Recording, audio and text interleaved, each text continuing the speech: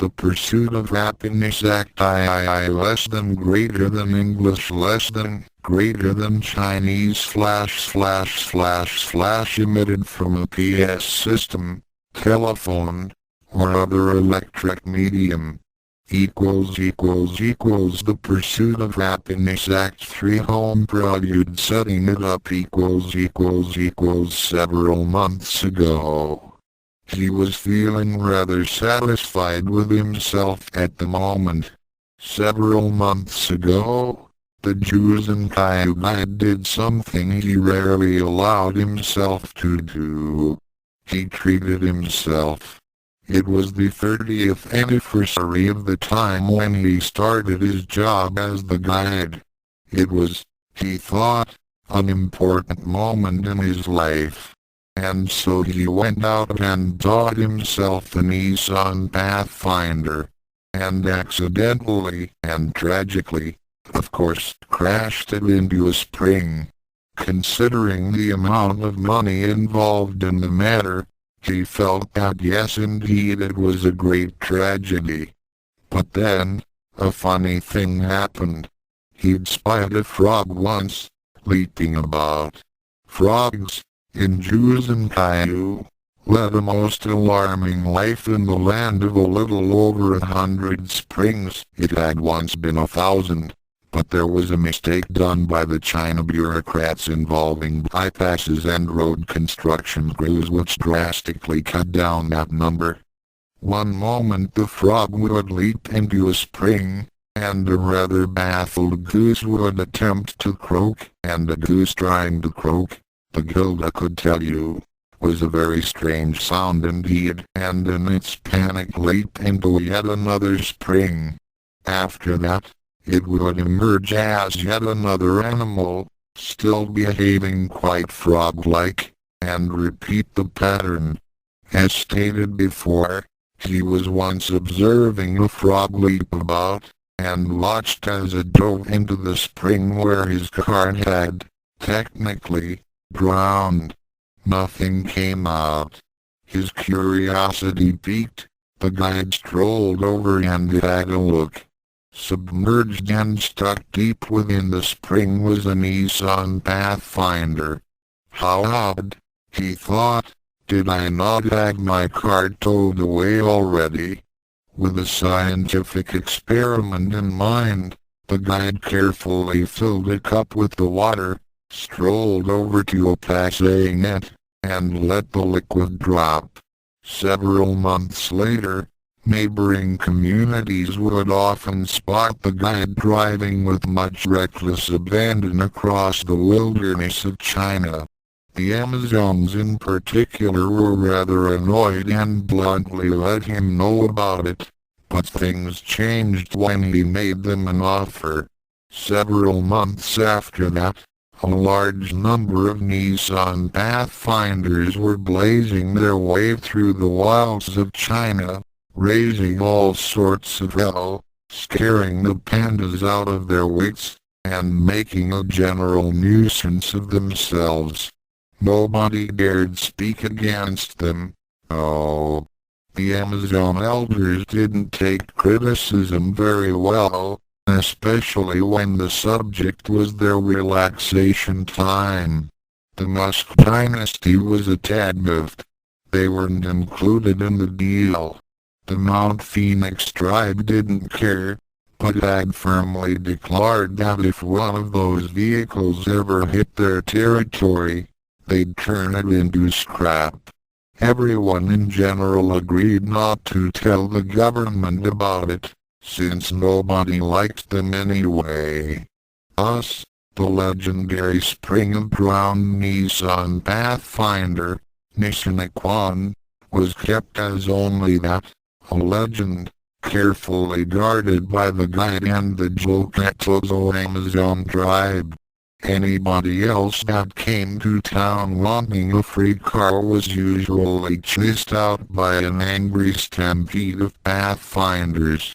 Asterisk, much like she'd done for more years than the locals could remember, Cologne was once again at the front of her abode, sitting in a self-made rocking chair and watching the sun rise. Mornings in the village weren't what they used to be, lamented Cologne. The occasional buzzing of pathfinders was certainly new, but since her fellow elders owned them there wasn't much to say on the topic. So much for ultra-conservatism. She could have, if she wanted to, raised a fuss about the matter. However, living in Japan with modern conveniences had spoiled her a bit. She knew it did, but Cologne figured she'd earned it. Besides, change was the natural order of things, was it not? And so, did not her fellow elders earn the right to their vehicles? Cologne sighed. Mornings still didn't seem right like this. It made the place feel quite a bit like Japan, actually. Less than double quote Moose, you jerk exclamation point double quote greater than asterisk wham asterisk up. Yes, the newlyweds. They reminded her of Ranma and Ryoga, very much so, especially the way Moose was currently a speck in the air, popped up there once again by a morning kick from shampoo. Yes, sometimes it felt like she hadn't left Japan at all. She had the airborne Moose once more, calculating trajectory, wind speed, and velocity. Then she took one step to the left. Asterisk wham asterisk less than double quote good morning, sun hyphen in hyphen log dot double quote greater than less than double quote grad dot double quote greater than less than double quote things are going well with shampoo. I see dot double quote greater than less than double quote and ng dot double quote greater than less than double quote do us both a favor and try to stand up. As it is, I feel ridiculous talking to someone whose head is plugged into the ground dot double quote greater than with some squirming. Moose finally righted himself. He took a moment to brush the dirt off of himself, stretch his back, then finally took a seat at the front porch of Cologne's hut. Less than double quote there, that's better comma double quote greater than said Cologne. Less than double quote she single quote s still bitter, a question mark double quote greater than Moose nodded, scowling and slumping forward. Less than double quote things aren't going according to plan. question mark double quote greater than asked Cologne. Less than double quote no, not really comma double quote greater than replied Moose flatly. Less than double quote you thought it'd be a happily ever after situation. question mark double quote greater than Moose nodded, staring off into the sunrise. Less than double quote I suppose you could argue that what you did to get Shampoo's hand in marriage was nothing as bad as any of the attempts Shampoo made at tricking Ranma into wedlock comma double quote greater than said Cologne. Less than double quote so you'd figure Shampoo would be a bit understanding about things double quote greater than less than double quote yacht double quote greater than less than double quote and of course, you are learning you're entirely wrong double quote greater than less than double quote yet double quote greater than Cologne sighed and took a long drag from her pipe. Less than double quote you know, as village elder, I could have the whole thing nullified double quote greater than Moose blinked. Less than double quote you what question mark double quote greater than less than double quote cancelled. Ended. Rendered void double quote greater than less than double quote put what about village law question mark double quote greater than asked a surprised Moose. Less than double quote it is village law. We just don't like to point it out. Keeps the divorce rates low. You see double quote greater than less than double quote if that's so. Why didn't you nullify our engagement earlier? I thought you single quote d hyphen double quote greater than less than double quote moose. I've been patient about things, even though you are not nearly the fighter Ranma is. You are, however, one of the better fighters around, and you and Shampoo have been friends for a long time. I thought there was a chance of things working out for the best, but it is apparent this is not the case. Double quote greater than less than double quote I just don't understand, double quote greater than lamented Moose. Less than double quote I thought that, deep down, maybe she really double quote greater than less than double quote perhaps you should take a trip, double quote greater than suggested Cologne. Less than double quote take time to clear your mind and such. Double quote greater than Moose looked at her strangely. Less than double quote why all the advice? Old ghoul question mark double quote greater than asterisk WHAP asterisk less than double quote watch your language, slacker boys. I'm advising you because I want my granddaughter to be happy. And I want you to take another look at your situation. Double quote greater than less than double quote take a trip. Question mark double quote greater than Moose mulled the idea over. Less than double quote maybe I will. Who knows, maybe Shampoo will miss me. Double quote greater than Cologne rolled her eyes. Less than double quote anything is possible, I suppose. Double quote greater than asterisk asterisk asterisk here and now. Asterisk asterisk asterisk Hiroshi and Daisuke, social commentators of Nerima, sat back and enjoyed the fine morning that was unfolding before them at the front of Furanken High. "Hype, there's Kuno," said Hiroshi, pointing to the Kendus as he emerged from the front doors. Daisuke looked at his watch. "The Ranma Express ought to be here in a few minutes. We got time." Hiroshi held out a can. "Cola?" "Sure. Thanks."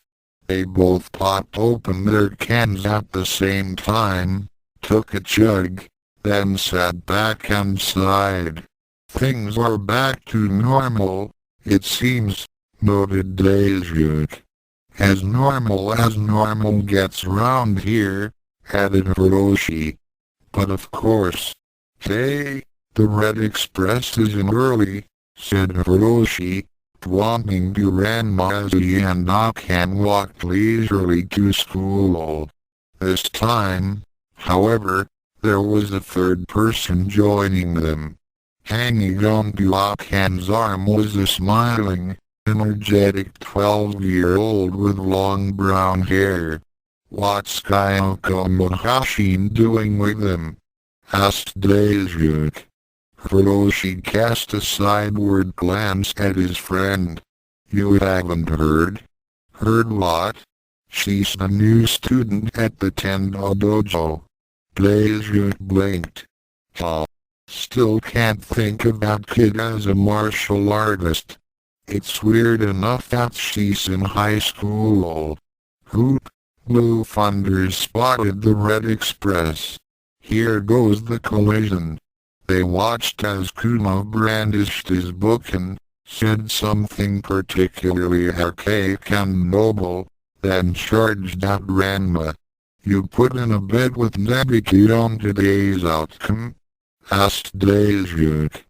"A little. No sense in blowing the cash we raked in during the King of Nerima tourney betting, eh?" "True. So what you think?" Kuno gets one swing in. Ranma dodges low and gives him a pop-up kick that shoots him over the fence. Meanwhile, Kuno continued his charge across the school grounds, book held high. As expected, Ranma handed his school bag to Akan, then turned to face the approaching Kendused. For once, he was too late. Kyoko got there first. Hi there. Kuno stopped short, thrown off by the little girl standing in her way. He looked at her as one would look at abstract art, with lots of blinking and a general sense of unfamiliarity. "Good morning, child," said Kuno pleasantly. "What you doing?" she asked. "I am preparing to smite the villain you Sodom," he said, pointing his book at Ranma. "It would be best if you stood away, as our battles are most turbulent. It would not be safe, I think, for a young one such as you to be near when the battle rages."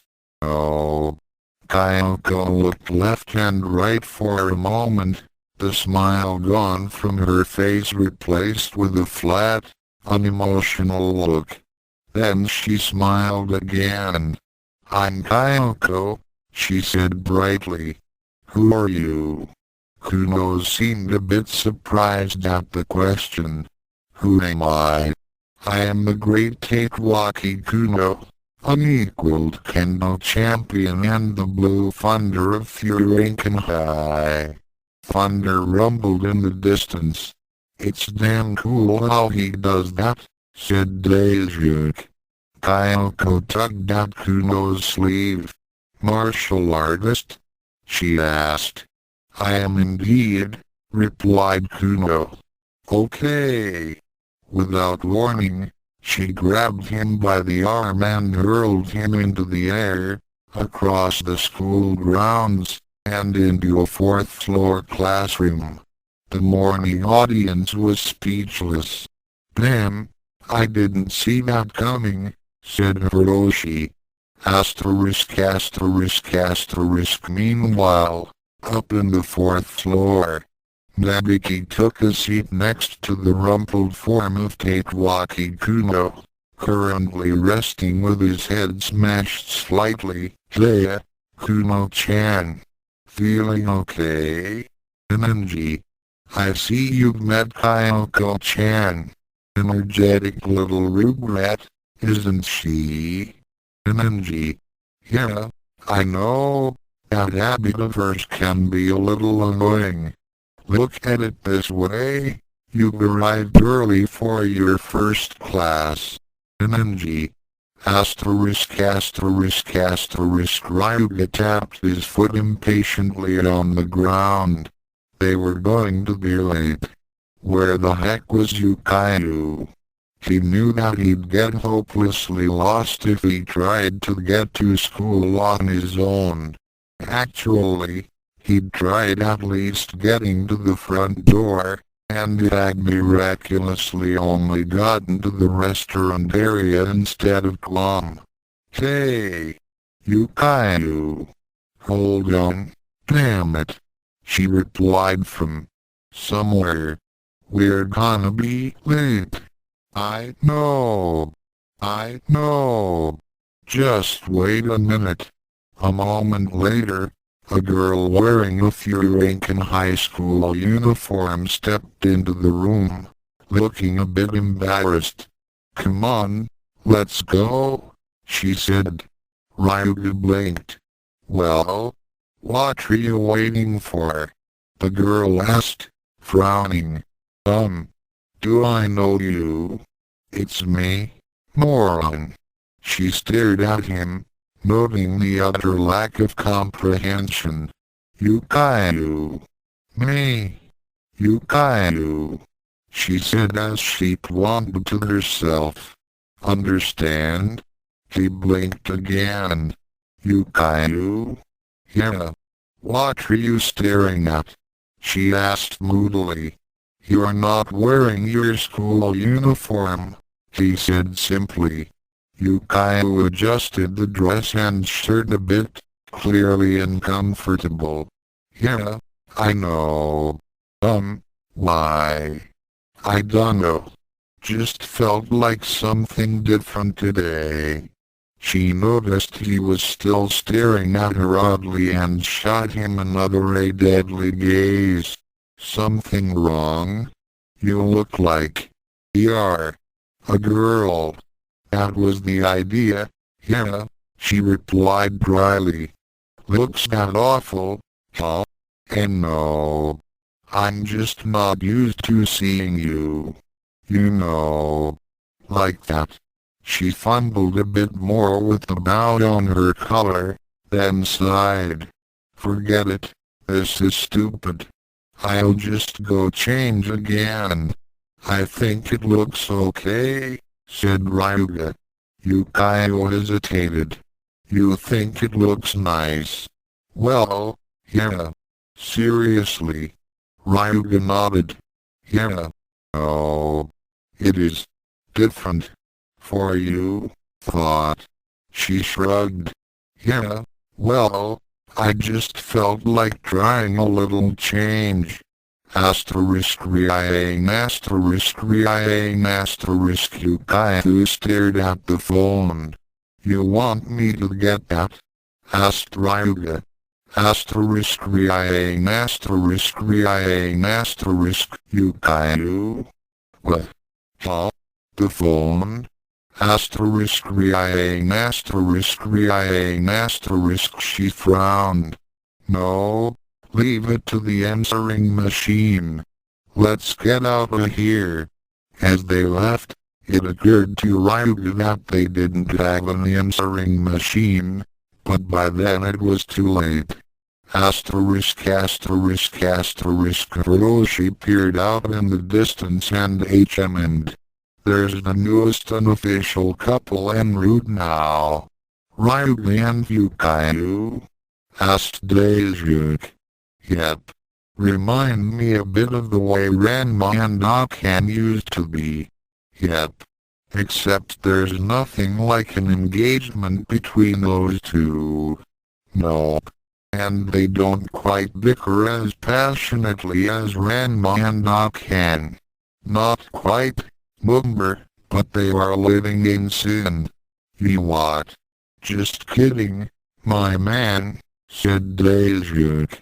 "Oh, it is interesting that he's shacked up with her, eh? Well, gotta admit, if he lived on his own he'd be lost all the time. Not much of a life, that," said Hiroshi. "Yep.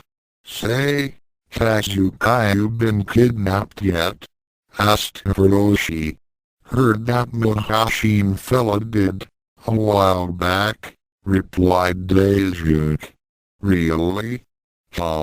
All they need now is some more wacky hijinks, probably with parents involved, and a big life and death adventure."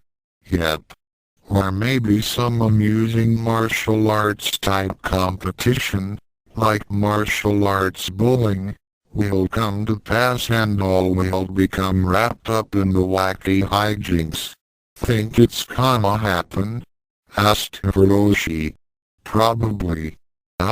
Well, the more things change, the more they stay the same.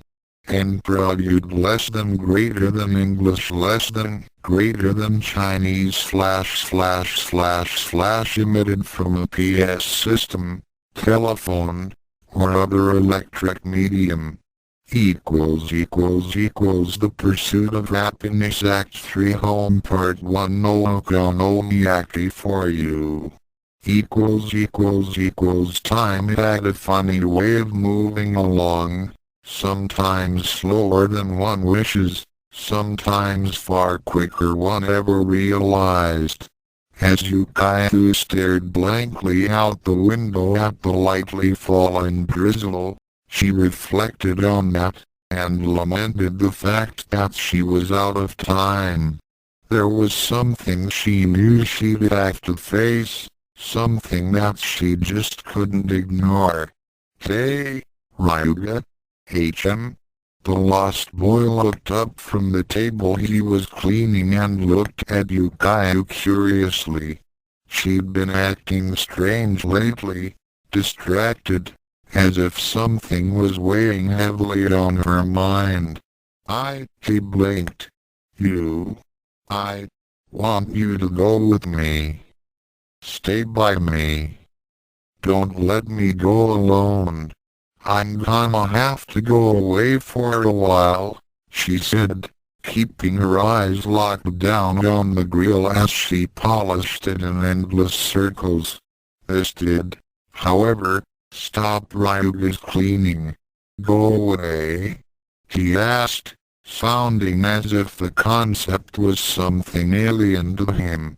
Yeah, she continued, still not able to look him in the eye. There's some stuff I've gotta take care of. Personal stuff. I don't know how long I'll be gone, but I'll be gone. Why? Just personal stuff, repeated Yukayu. Look, I know how you get lost easy, so I've asked Ranchan if you could stay with him for a while. That statement didn't make him any happier. Hey, I don't need to stay with them. Hey, it's either that or spend most of the week lost. It's not that bad. She didn't answer that. Instead, she idly whistled and continued polishing the grill. Okay, so it is that bad, grumbled Ryouga. Hey, I'll probably be back in no time, lied Yukayu. Really? Really? Asterisk. The walk to school turned out to be a little more violent than usual.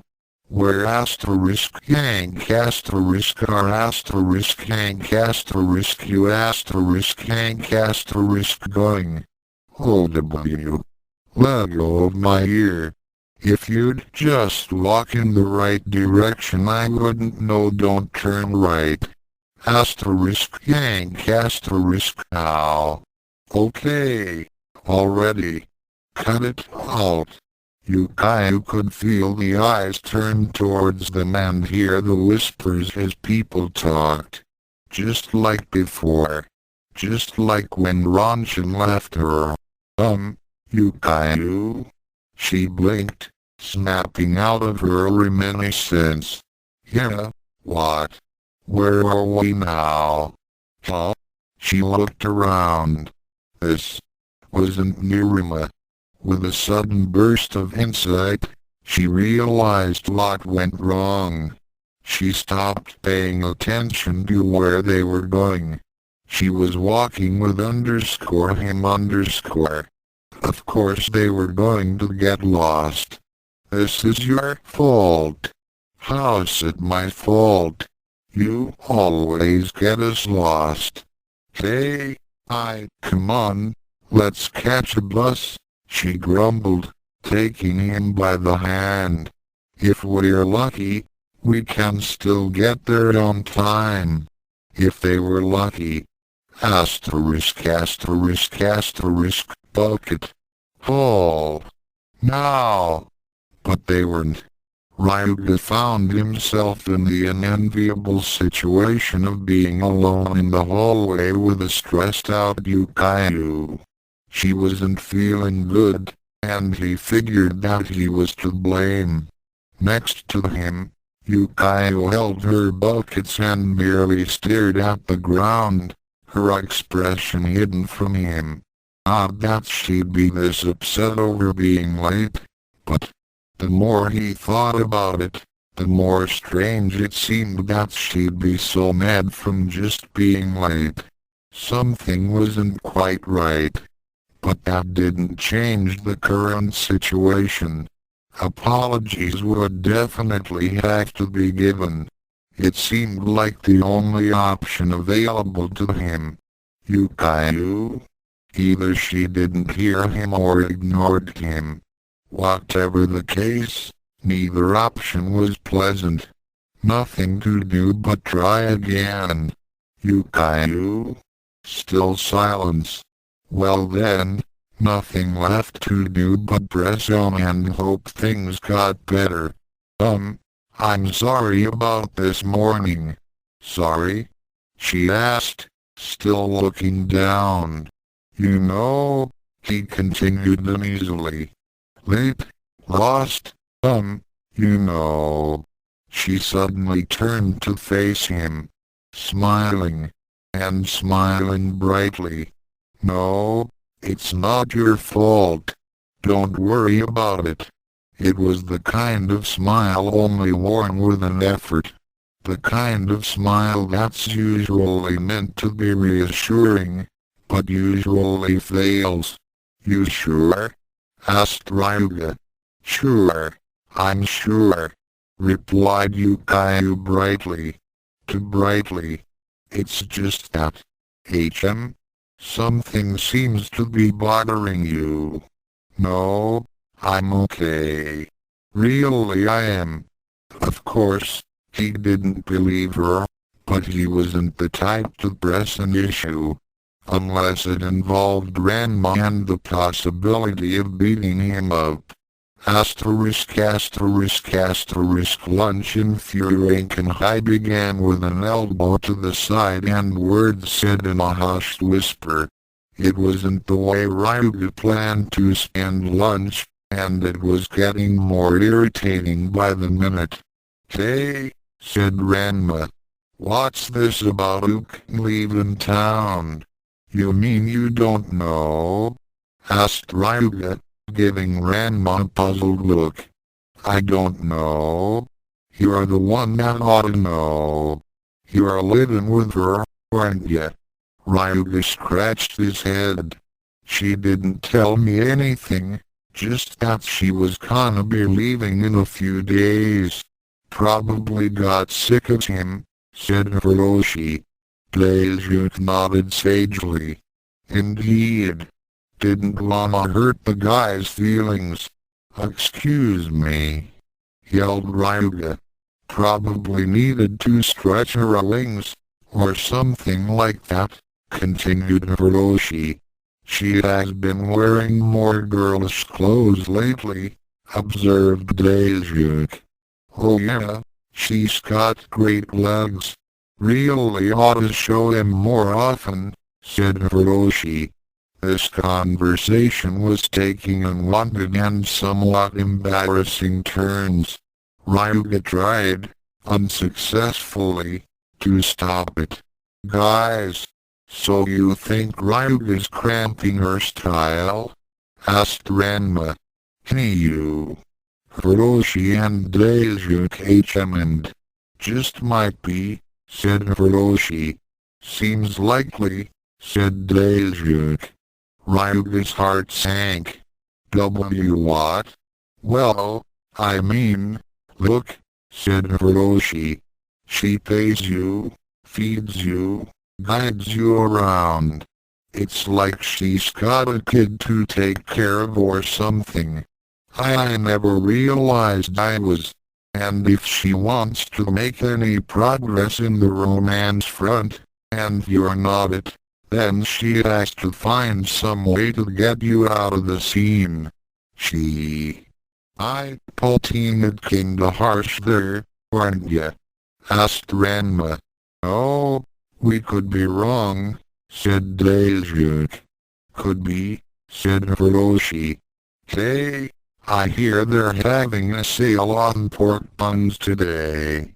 This caught Ranma's attention quickly. Really? Hey, let's get moving. So that's why the hordes were big around the lunch lines today, said Daisuke. The trio, now settled on an objective, strode happily towards more supplies, leaving Ryouga alone and depressed. And when Ryouga gets depressed, he had a habit of letting off a ki blast. In mid-stride, Ranma paused and noticed Ryouga not accompanying him. Hey Ryouga. Come on. Pork buns, yeah? SHISHIHOUKOUDAN.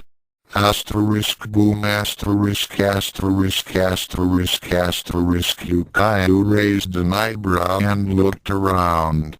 Hey, did you guys just hear something? Like what? Asked Sayuri. Thought I heard an explosion or something, said Yukayu, as a small, big-tailed speck in the sky flew high overhead. Martial artist paranoia, said Yuka. You've gotta learn to relax. I guess you're right, said Yukayu, looking around uncertainly. Oh, I really thought I heard. So, what's this about you leaving town? Asked Nebiki. That's personal. She was expecting Nebiki to nag about it, to buzz around the edges of the topic, to find some way to get Yukayu to tell her what was going on. That was what Nebiki did. She didn't expect what Nebiki said next. Oh. Well. Okay. HRM. New surprises every day. Hey, Yukayu, you really ought to wear that more often, said Sayuri, indicating Yukayu's school uniform, the one that girls usually wore, which was the one she was wearing today. The tomboy look is okay, said Yuka, but I gotta agree, going feminine works for you. Oh, I dunno, said Nebiki. She looks great as a guy. Yukayu laughed nervously. She didn't like the way Nebiki said that, and especially the way she was looking at her. Come on now. What? So I think you look cute as a guy? Said Nebiki with a lazy grin. Yukayu blushed and edged slightly away from Nebiki. Nebiki, said Sayuri, sounding a bit scandalized. Hey, you two knuckleheads were wondering if he was available too, said Nebiki. The two girls blushed and looked away, whistling idly. Akan, sensing the topic was spiraling into largely uncharted and fairly uncomfortable waters, tried to steer it away. So, Miss Hinako's been kinda mild lately, hasn't she? In fact, continued Nebiki with a nastily sharp grin, resting an arm on Yukayu's shoulder, some girls still wanna know if you're still available. Hey, just a minute. Just 'cause I dress like a guy does underscore not underscore mean, will you be my date to the prom? Asked Nebiki. There was a sudden blast of silence, punctuated by everyone staring at Nebiki, who had, in Yukayu's opinion, an alarmingly sincere look on her face. You're kidding, said Yukayu weakly. Right? Nebiki looked left, then right, then leaned towards Yukayu. Yes, I am, she replied, that nasty grin returning to her face. Everyone's face faltered. Oh, very funny, said Yukayu sarcastically. Very funny. Asterisk asterisk asterisk. The walk home from school for Ryouga was uncomfortably quiet. Yukayu seemed to be generating a low-level sphere of silence, one that Ryouga felt would be bad to break. There was obviously something disturbing her, but he wasn't sure how to bring it up. Actually, he wasn't sure if he wanted to bring it up. A spatula to the face was something he'd preferred to avoid.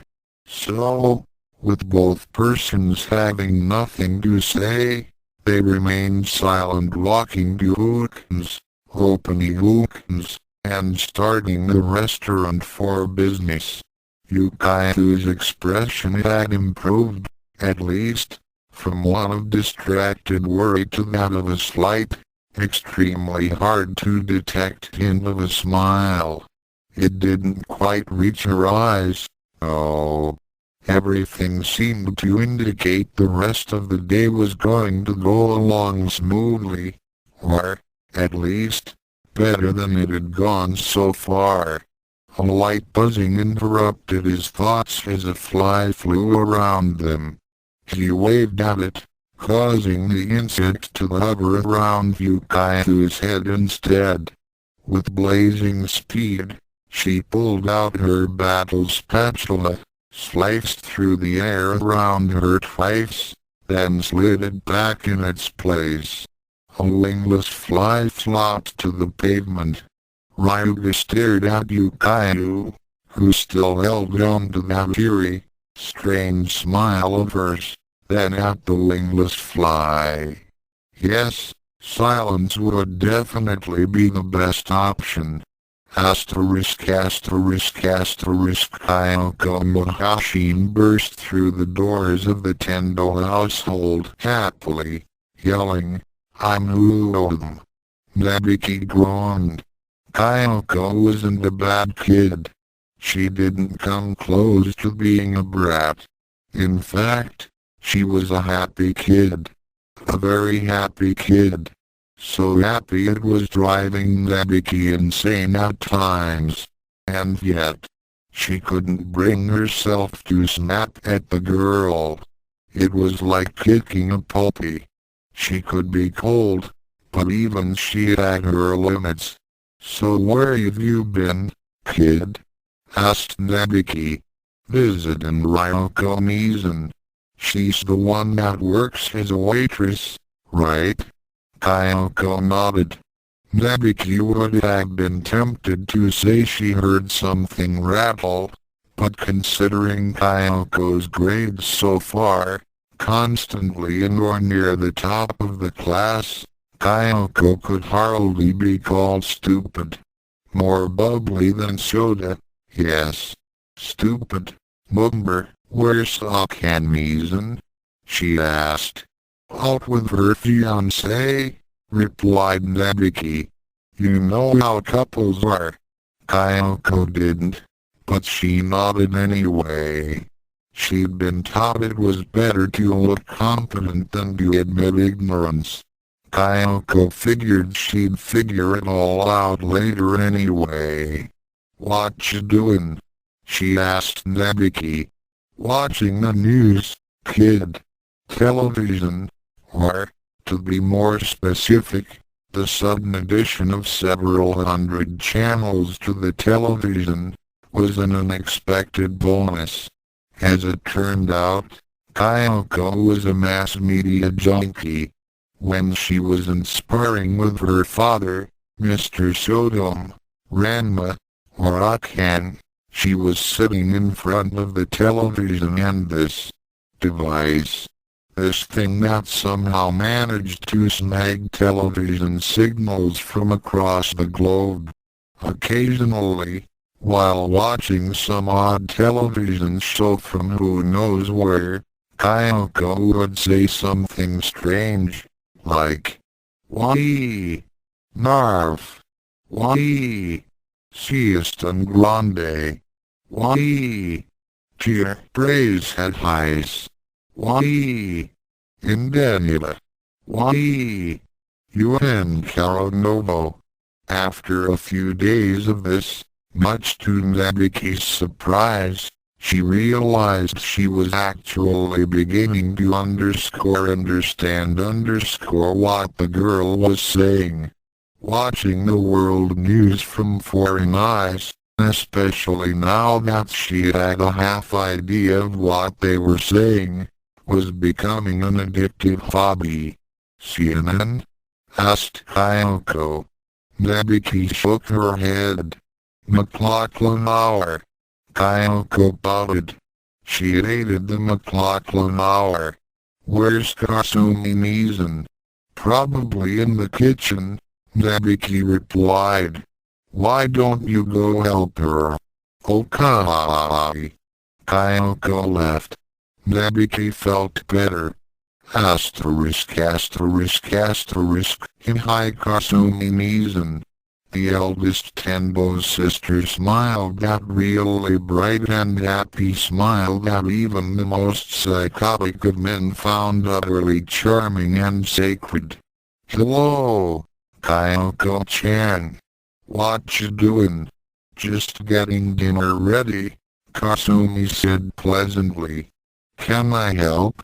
Asked Kyoko, hopping up and down excitedly. The girl who had helped once before. All she really did last time was just to set the plates and bring out the food. This time she was hoping for more. Kasumi looked at the girl thoughtfully. Now, what can I have you do first? Being somewhat impatient, Kyoko hopped around the kitchen looking for some food-related chore to take on.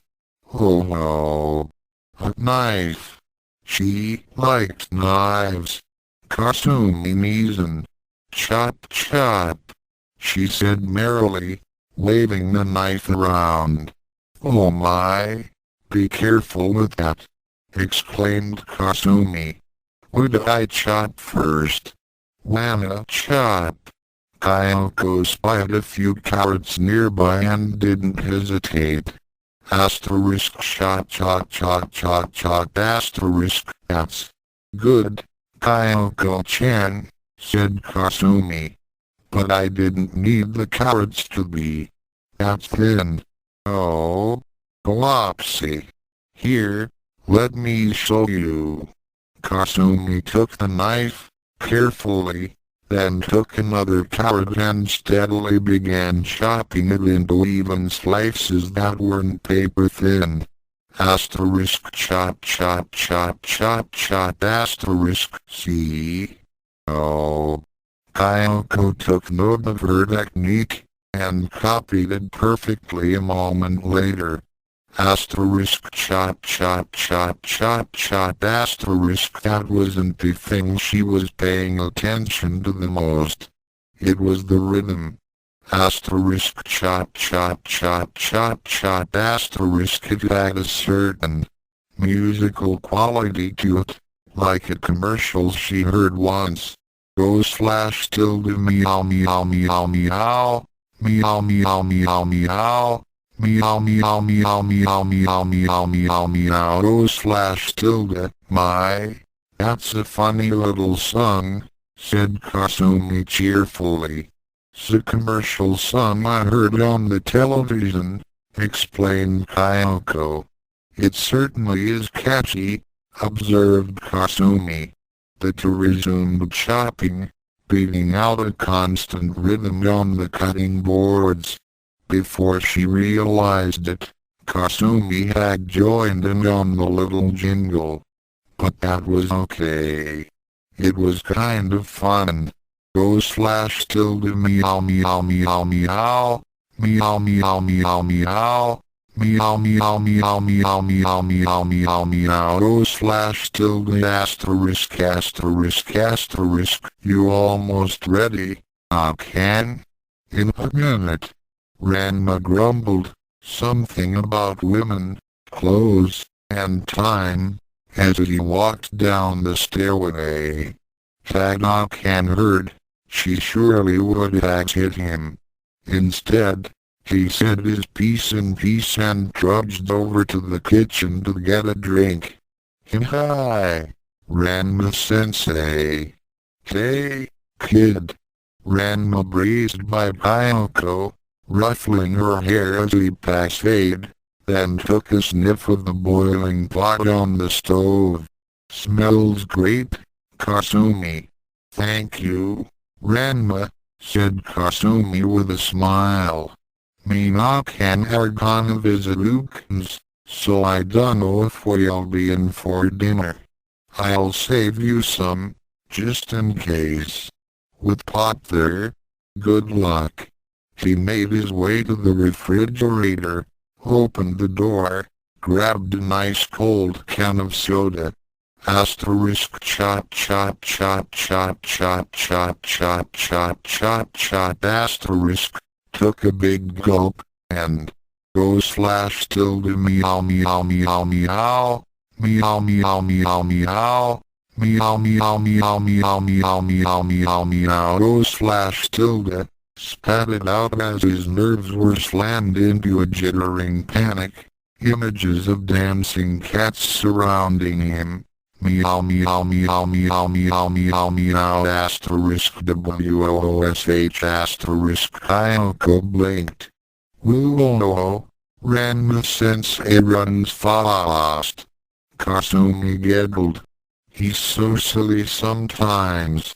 Asterisk asterisk asterisk a quick run later. So you noticed it too? Asked Akan. Ranma nodded.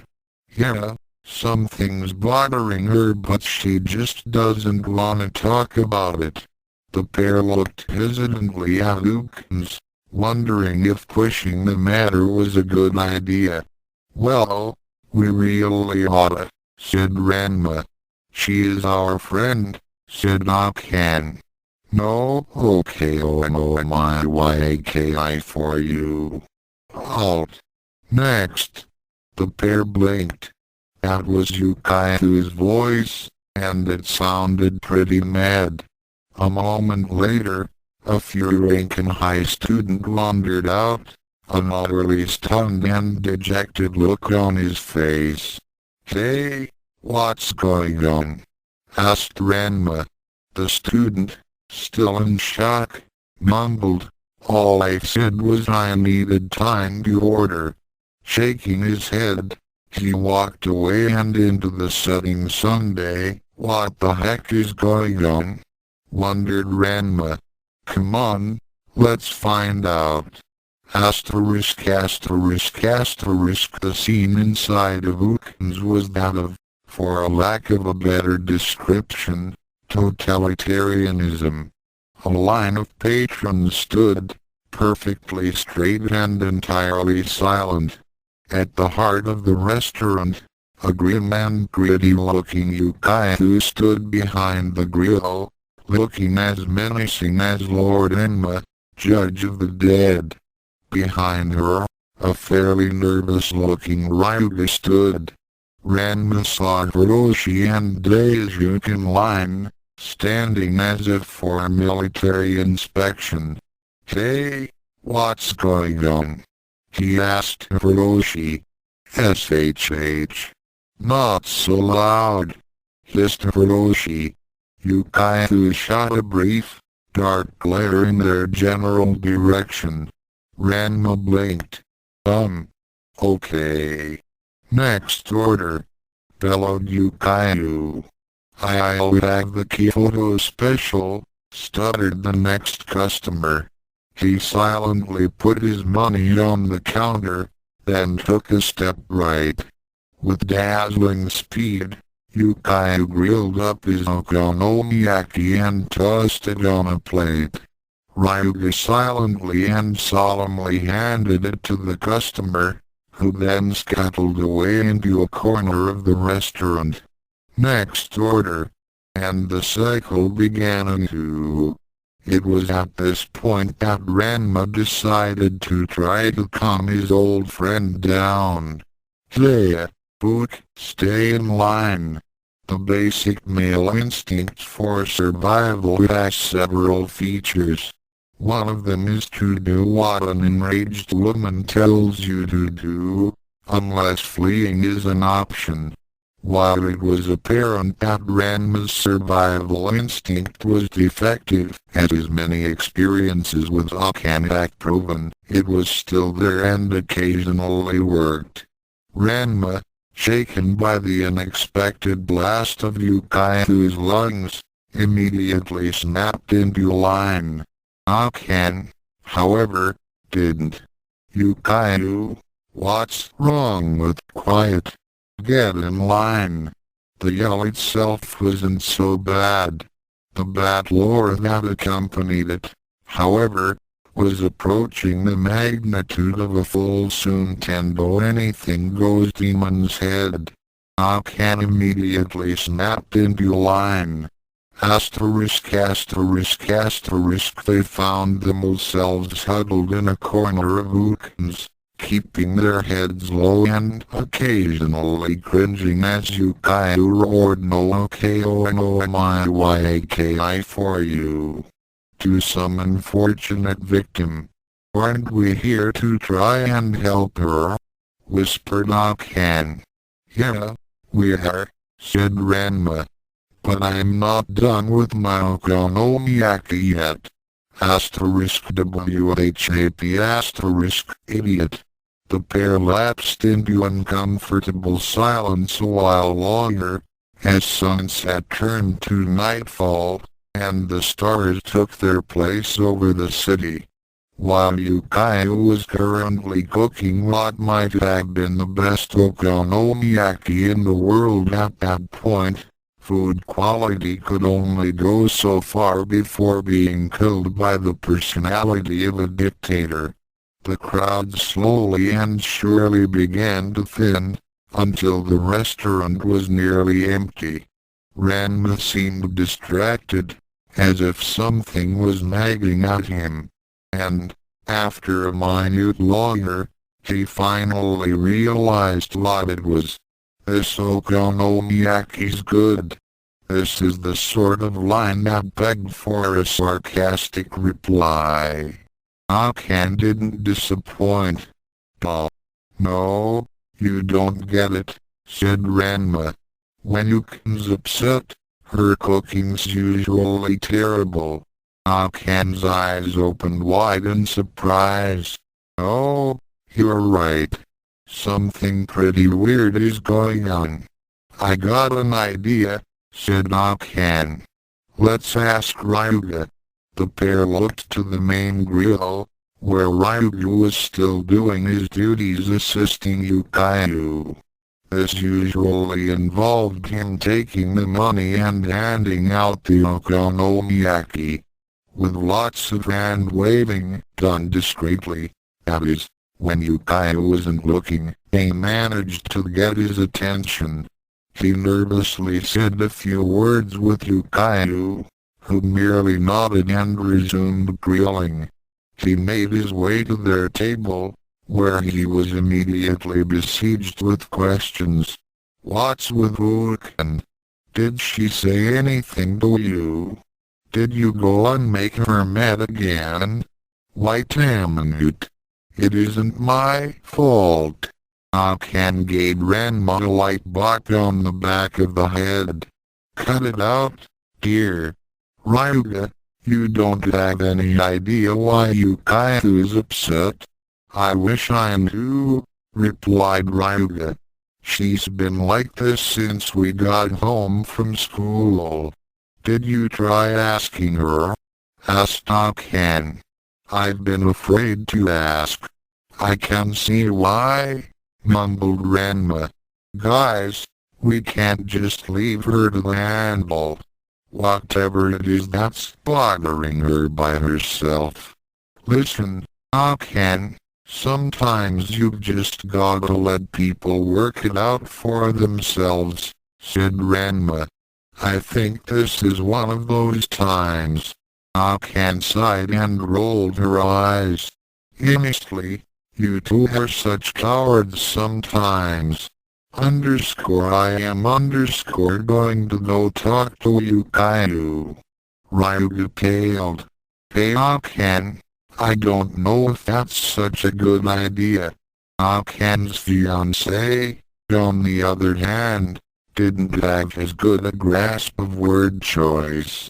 Come on Akan, don't do something stupid. She gave him another mild dap to the head. Boys, she grumbled derisively. Undaunted and feeling fairly optimistic about her chances of calming Yukayu down, Akan went, almost cheerfully, to talk to her. Knowing nothing but trouble would result, Ranma and Ryouga followed not far behind. Yukayu, IWHADAYOUWAND. The meaning of positive energy to negative energy nearly sent sparks flying. It was apparent that Akhan's plan was going downhill, and fast. Ranma really did have the best of intentions. But you know what they say about good intentions. Pukan, calm down. Willie, shut up. You aqua transsexual to timing freeloading thieving womanizing femboys. What few customers that were still remaining decided to clear out. They knew trouble when they heard it. Hey, Pukan, white Amanute. Don't talk to him like that. Snapped Akhan. Yukayu, her expression already incredibly tense and angry, somehow managed to move up a notch in the tense and angry department.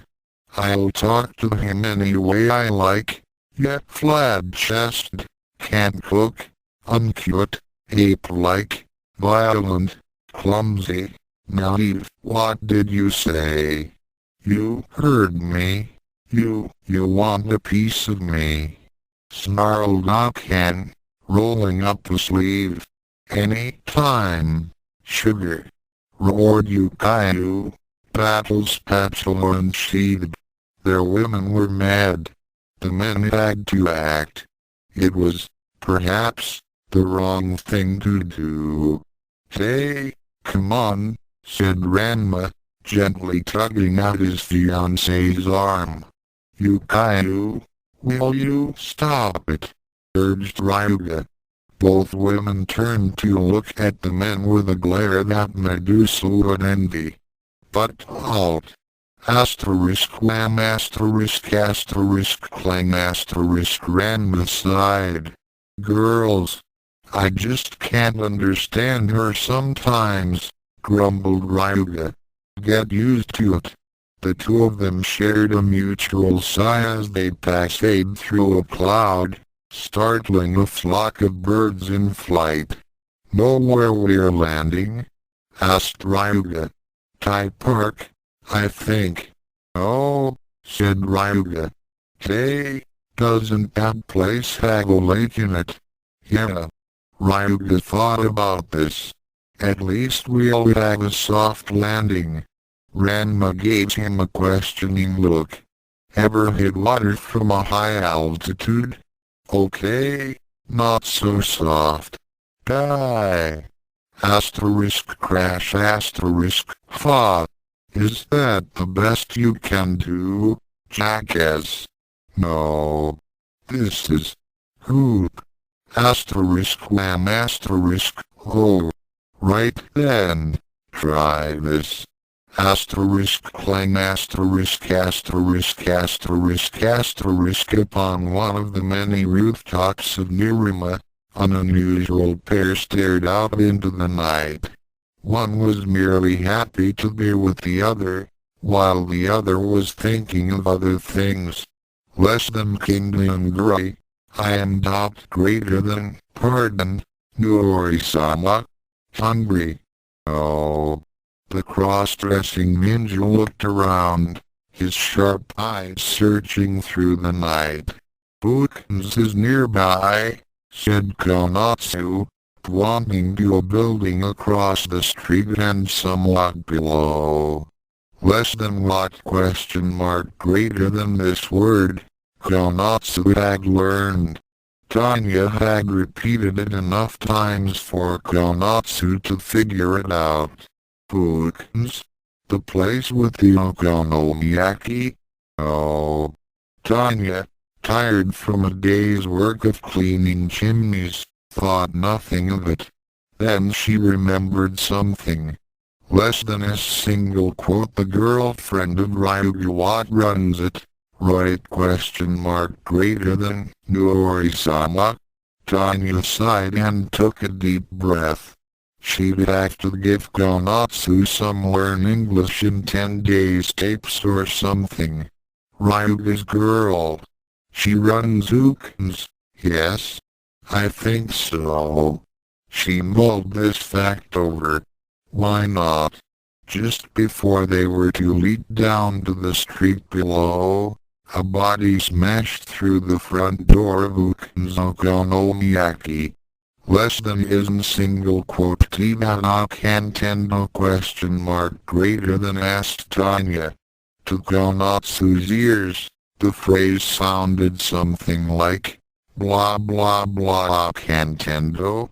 Given the situation, he managed to guess.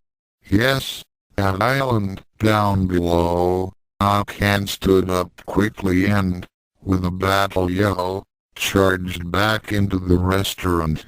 HMM. Tanya mulled, once more, her dinner choices. While a good fight was something to be appreciated. Let's go somewhere else. Not in the mood tonight. Konatsu seemed disappointed. Oh. Okay. How about McDiamonds? Well. Okay. Asterisk asterisk asterisk the interior of Uken's, once a pristine and well-kept establishment, looked much like a war zone. Overturned tables and chairs, many shattered and surrounded with splinters, marred the floors. Here and there, further evidence of violence were scattered. Several fist and foot-shaped holes dotted the walls, as well as quite a few mini spatulas. Stains from flour bombs added to the wall decorations. Yakisoba noodles spun lazily from the ceiling fans, one of them wrapped around a mallet. There were no witnesses remaining to see this, however, as they had all run to safety. While fights were common in Nerima, and duels were often observed by large crowds, everyone knew the really personal fights could easily get out of hand. At the center of this once pristine eating establishment was a battle that was, earlier, of equal intensity as that of such epic battles as Miyamoto Musashi's eternally famous duel with Sasaki Kojiro's Ryu, Magic Johnson's duels with Laurie Bird, and Godzilla's devastating battle against Mechagodzilla. And as all battles do, this one was finally coming upon its conclusion. You're asterisk gasp asterisk wheeze asterisk you're finished. Okonomiyaki Nazi. Nod asterisk wheeze asterisk gasp asterisk lest you go down first, Gorilla Girl. The rivals glared at each other once more, taking a deep breath to refill their nearly spent energies. And then they charged. At this point, the miscellaneous scattered debris became a factor, in a most embarrassing way. Yukayu tripped over a bit of chair. Akan stepped on a twanty bit sticking from the remains of a table, causing her to lose her footing. Asterisk cielo and K asterisk and in one brief, sharp moment of pain, they both discovered that they lacked the capacity for headbutting that the Hibiki line carried so well. The two immediately bounced off of each other, falling back and landing roughly on their bottoms. They couldn't help it. The situation was that stupid. They both began to laugh. The atmosphere suddenly seemed lighter as the sound of their laughter filled the air. Whimsical laughter, tired laughter, filled with a bit of embarrassment and a lot of relief. And then the moment passed. Oh, I'll go get the ice packs, sugar. Asterisk asterisk asterisk a moment later, the two had found some intact chairs and slumped into them. Yukayu sighed. Oh geez, I'm sorry, Akan.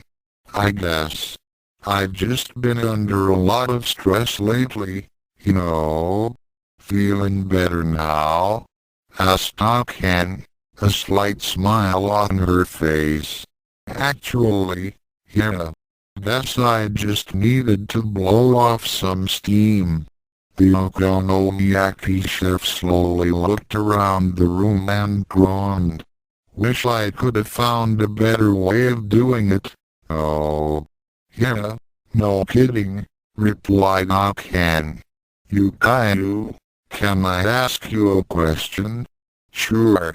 What's really bothering you? Yukayu twiddled her fingers a bit, frowning. Finally, she said, it's not that I don't trust you or anything.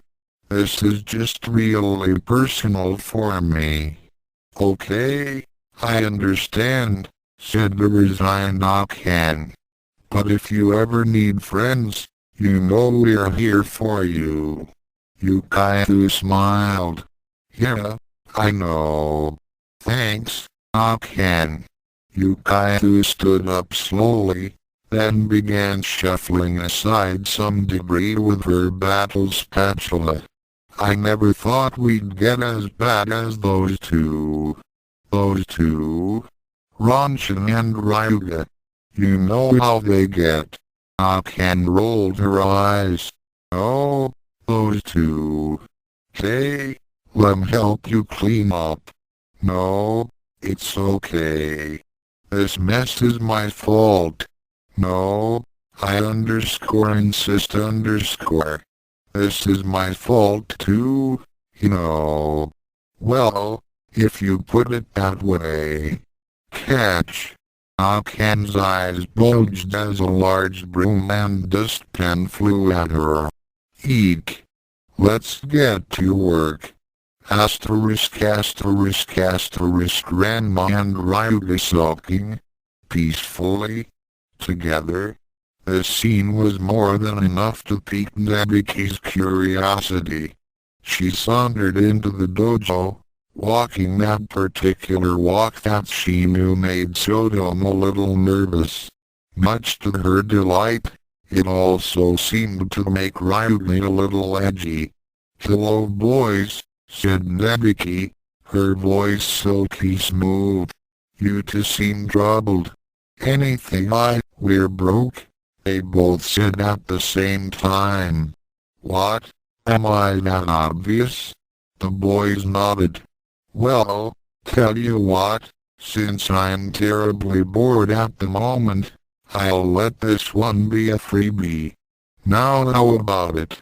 The two looked at each other for a moment, then at Nabiki in a very unsure way. "Well, okay," said Ranma. Ryuga shrugged. "It's Akan," said Ranma. "And Yukayu. Oh my. You to get your girlfriends angry?" Ryuga twitched, slightly. Ranma didn't seem to notice, though it made Nabiki smile. "Actually," said Ranma, "the girls started fighting." Nabiki raised an eyebrow. "What'd you do this time, Ranma?" "It ain't my fault every time, you know," grumbled Ranma. "And you two mighty martial artists didn't stop it," mocked Nabiki. "We tried," said Ranma. Ryuga nodded. "They threw us out. You can't go up against monsters, spirits, and ruthless martial artists, but you get constantly beaten by the women. One would think you guys have a fetish or something." The boys stared at her blankly. Nabiki rolled her eyes. "Oh, never mind. So, what do you think we should do?" asked Ranma. "Well, the night found Ranma and Ryuga walking once more across the streets of Nerima, albeit with some apprehension and doubt. "You think it'll really work?" asked Ryuga. "I dunno," grumbled Ranma. "Maybe, I don't understand girls. Me neither. Ha. The two walked onward in silence a bit longer, Ranma seemingly resigned to the fact that something bad was about to happen, while Ryouga looked more puzzled than before. "We're going to give you Kaiu a going-away party," said Ryouga. "Yeah. And telling them this is supposed to make him stop fighting?" Ranma shrugged. "That's what Nebiki said. That sounds like a stupid plan." "Yeah, it does. Then again, it's Nebiki's plan. And Nebiki's smart," said Ryouga. "So it's stupid, but it just might work." "Yeah." At last, the two arrived at the front of Ukin's. There was an ominous silence, outside and within. The bits of broken chairs scattered at the door weren't an encouraging sign. "Looks dangerous," said Ranma. Ryouga nodded. "Yeah. You go first." "Alright, wait a minute." "Why me?" Ranma poked Ryouga on the arm. "Hey, you live here." Ryouga retaliated with an elbow to the side. "Well, you knew them both longer than me." "Well, you're the one dating the Okonomiyaki Nazi." Ranma emphasized his counterpoint with a whop to the back of Ryuga's head. "We're not like that," yelled Ryouga, leaping up and driving an elbow into Ranma's head. With a punch to the jaw, Ranma snarled, "It was just a joke. Cut it out, you jerk. Asterisk wham asterisk, you started it, you pig. Asterisk DOW asterisk asterisk asterisk asterisk you blinked. Hey, you hear something? I can listen carefully." The sounds of angry yelling and violence drifted in. "Sounds like the boys fighting again. Those two never stop. Morons." With a sigh, the two put down their cleaning supplies and stepped through the door. Asterisk asterisk asterisk guys. Ranma and Ryouga paused in their fighting, just as Ryouga had Ranma in a headlock with Ranma's elbow poised to ram into Ryuga's stomach. Both looked up, very slowly. I can? You Kaiu?" The two girls stood there, hands on hips, looking at them with disdain. "Will you two idiots cut it out?" said Kaiu. Akan reached forward and yanked Ranma out of Ryuga's grip. Instantly, Ranma stopped picking on Ryouga. "Hey!" he started it. "I did not." Asterisk clang asterisk ow. "What do you do that for?" "For being an idiot. I hope you two jackasses aren't like this tomorrow." "Tomorrow? What's tomorrow?" asked Ryouga. "We're throwing a party," said Akan cheerfully. The boys looked at each other, clearly confused. "A party?" asked Ranma. Akan nodded. "A going-away party for you Kaiu." The two boys exchanged another confused look. "So, everything's okay?" asked Ranma. "Okay? What are you talking about?" Never mind." Akan took Ranma by the hand, while Kaiu grabbed Ryuga's sleeve. "Come on, boys," said Kaiu. "Help us clean up." "Ranma?" whispered Ryouga. "What just happened?" "Girls. I don't understand them." Asterisk WHAP asterisk END Part 1